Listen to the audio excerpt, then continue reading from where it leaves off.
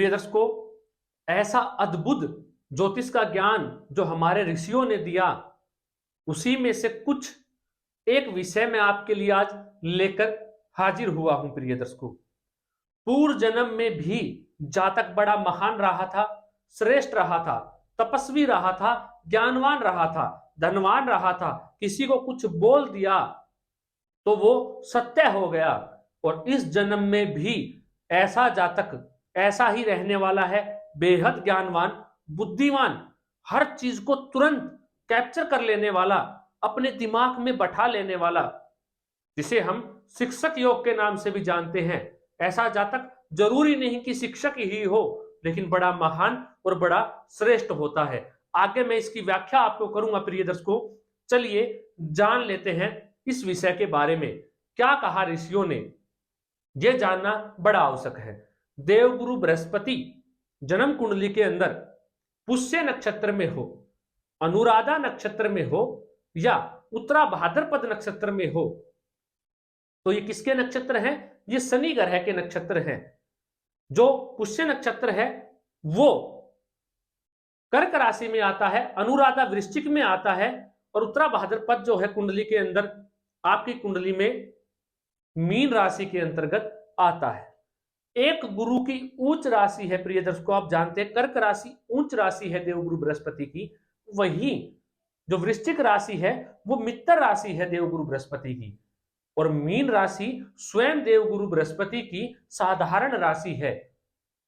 इसके बाद क्या कहा प्रिय दर्शकों, मकर राशि के अंतर्गत सूर्य का नक्षत्र आता है। आप जानते हैं उत्तरा साड़ा जो नक्षत्र है वो मकर राशि के अंतर्गत सूर्य का आता है। सूर्य इस राशि में हो और इस नक्षत्र में हो जो मैंने आपको बताया। फिर कहा कीर्ति का नक्षत्र, जो कीर्ति का नक्षत्र है वो सूर्य का है, लेकिन उसके 3 चरण मेष में आते हैं, 1 चरण वृषभ में आता है। तो कहा कीर्ति का नक्षत्र में हो, वृषभ राशि में हो। उसके बाद कहा कि कन्या राशि में हो, सूर्य ग्रह कन्या राशि में हो, स्वयं के नक्षत्र में हो, जिसे क्या कहा गया, जिसके 3 चरण जो है वो कन्या राशि के अंतर्गत आते हैं, और वो है उत्तरा फाल्गुनी नक्षत्र जो सूर्य का नक्षत्र है। उस नक्षत्र में जाके सूर्य ग्रह बैठे हो। अब आप देखेंगे, अगर कर्क राशि में पुष्य नक्षत्र में देवगुरु बृहस्पति बैठे हुए हैं, तो मकर राशि के अंतर्गत सूर्य ग्रह बैठे हुए हो, जो मैंने आपको नक्षत्र बताया सूर्य ग्रह का। उसके बाद प्रिय दर्शकों कहा कि अगर वृश्चिक राशि में देवगुरु बृहस्पति हैं अनुराधा नक्षत्र के अंदर, तो वृषभ राशि में कीर्तिका नक्षत्र के अंदर सूर्य बैठे हुए हो। फिर कहा शास्त्रों ने, अगर मीन राशि में देवगुरु बृहस्पति बैठे हुए हैं तो वो अपनी उत्तरा भाद्रपद नक्षत्र में बैठे हुए हो, जो कि शनि का नक्षत्र है, उसमें बैठे हुए हो। सूर्य जो है वो कन्या राशि के अंतर्गत उत्तरा फाल्गुनी नक्षत्र में बैठे हुए हो, अपने स्वयं के नक्षत्र में। अगर ऐसा दृष्टि संबंध देवगुरु बृहस्पति का और सूर्य का जन्म कुंडली में बनता है, तो आप ये मान लीजिएगा ये इतना श्रेष्ठ है, इतना महान है, जिसकी कोई हद ही नहीं है। प्रिय दर्शकों, वैसे आप जानते हैं देवगुरु बृहस्पति और सूर्य का जब भी दृष्टि संबंध बनता है, चाहे किसी भी राशि में बनता हो, किसी भी भाव में हो जन्म कुंडली के, उसे क्या कहा गया, उसे शिक्षक योग कहा गया। जरूरी नहीं है प्रिय दर्शकों, अगर ऐसा संबंध कुंडली में होगा तो जातक अध्यापक होगा या टीचर होगा या पढ़ाने वाला होगा, नहीं।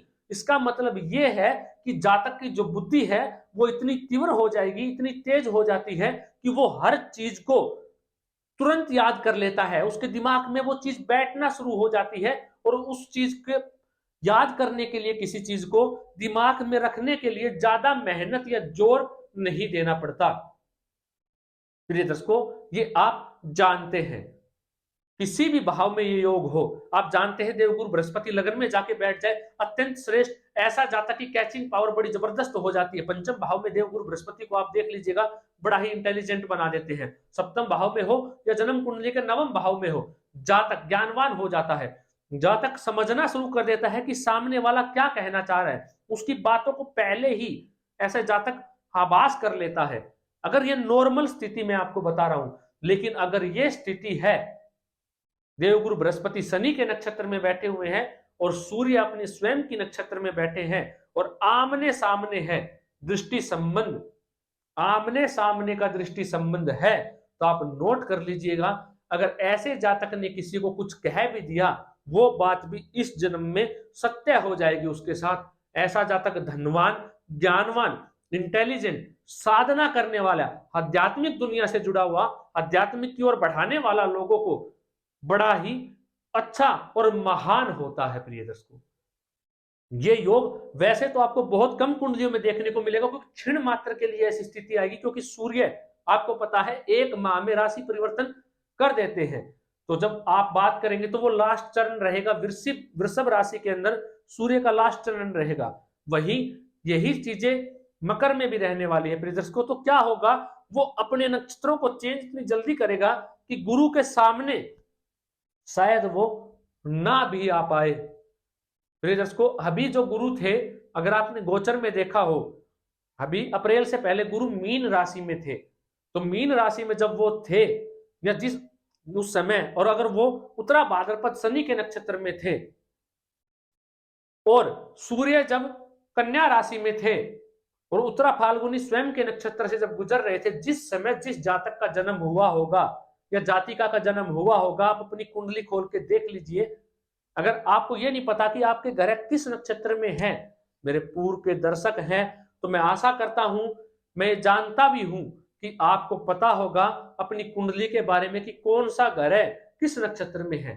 मान ली काम के चलते कई बार आपको याद नहीं है, तो कोई भी सॉफ्टवेयर आप खोल लीजिए। आज के टाइम तो इतनी सुविधाएं उपलब्ध है कि आप तुरंत पता लगा सकते हैं कि आपके ये ग्रह किस नक्षत्र में है, या आपके बच्चे के, या जो आपका नन्हा शिशु जिसने अभी जन्म लिया है, जिस बच्चे ने, उसकी कुंडली में तो योग नहीं है, या बनेगा, कब बनेगा, ये आप जान पाएंगे प्रिय दर्शकों।